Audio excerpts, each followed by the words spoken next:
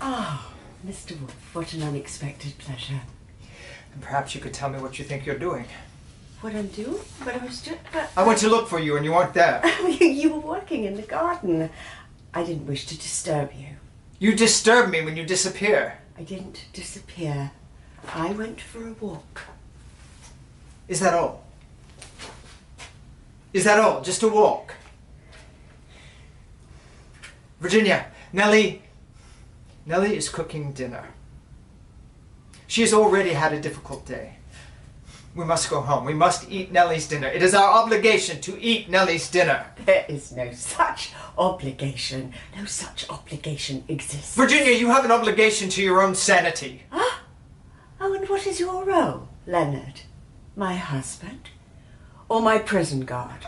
Virginia. I have endured this custody. I have endured this imprisonment. I am attended by doctors everywhere. I am attended by doctors who inform me of my own interests. They know your interests. They do not.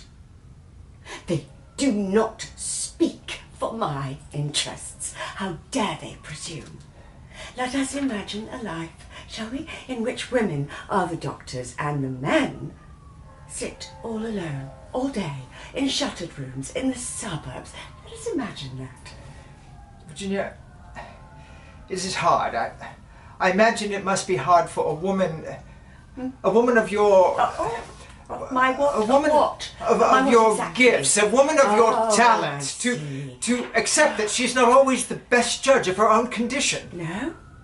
Who then is a better judge? Bring this judge to platform 1. Let me meet him. You have a history. Oh, yeah. We brought you to Richmond with a history of confinement, fits, blackouts, moods, hearing voices. We brought you here to escape the irrevocable damage you intended to yourself. Twice you have tried to take your life by your own hand. I live daily with that threat.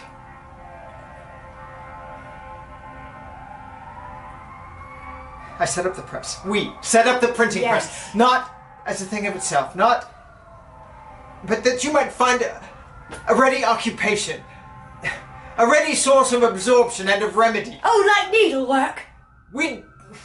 It was done for you.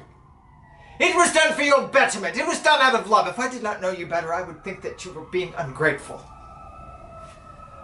I am ungrateful. You call me ungrateful. I have had my life stolen from me. I am living in a town I have no wish to live in. I am living a life I have no wish to live. And I am asking how this has occurred.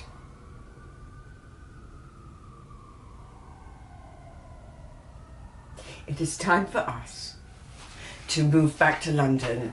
I miss London. I miss London life. Virginia, this is not you speaking. This is an aspect of your illness. No, this is my voice. It is mine. It is not your voice. It is only a voice you hear. It is mine. It's not. If you were clear... I'm dying in this town. If you were thinking clearly, you would remember it was London which brought you low. If I were thinking clearly. We brought you to Richmond to give you peace. If I were thinking clearly.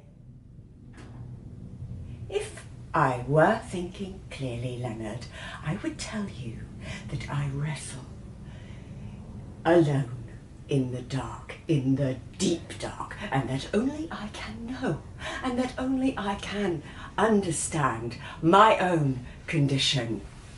You live with the threat, you tell me?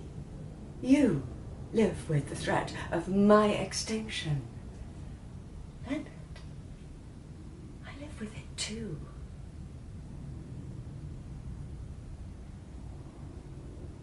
This is my right. This is the right of every human being. I choose not the suffocating anesthetic of the suburbs, but the violent jolt of the capital. This is my choice. The meanest patient, yes, even the very lowest, is allowed, some say, in the matter of her own prescription. Thereby she defines her humanity.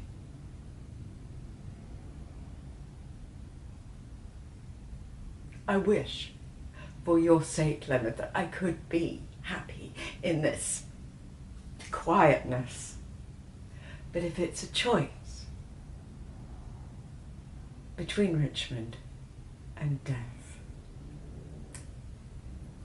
I choose death.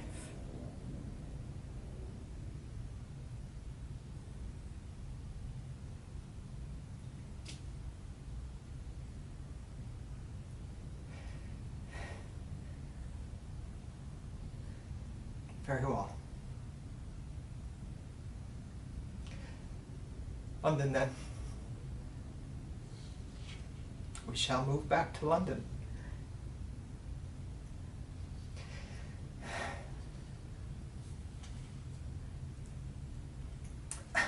You must be hungry. I'm feeling a little hungry myself. Come on, then. You do not find peace by avoiding life, Leonard.